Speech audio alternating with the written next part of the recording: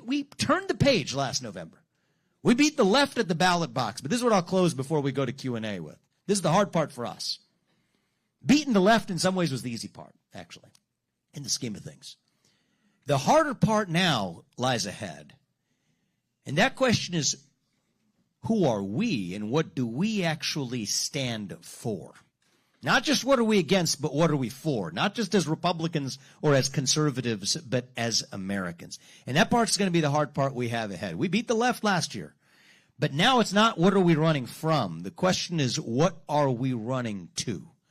Right? What does it actually mean to be a capital C citizen of that greatest nation known to mankind? That is what it's up to us to actually address. And President Trump, he's doing his part. He sealed the border, securing international peace deals. But now the next frontier of that battle comes back to the states and to the people where it belongs.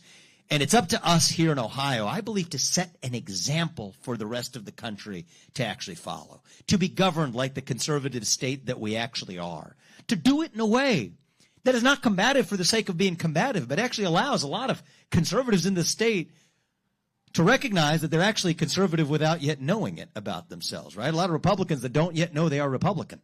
We got a lot of them in this state, and that's my job to, dare I say, unite 80+% of us in this state who want to bring down crime in our cities, put more money in your pocket, bring down our property taxes, and ensure that our kids get a world-class education while they're at it. If you believe in those things, I don't care what you call yourself, we will work with you to lead our state to greater heights than we have ever seen. Because we are not a state in decline. We are not a nation in decline.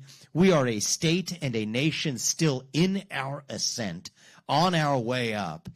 And if you all do your part, I promise you, my family and I, we will do ours to make sure that Ohio's best days and through Ohio, America's best days are actually still ahead of us.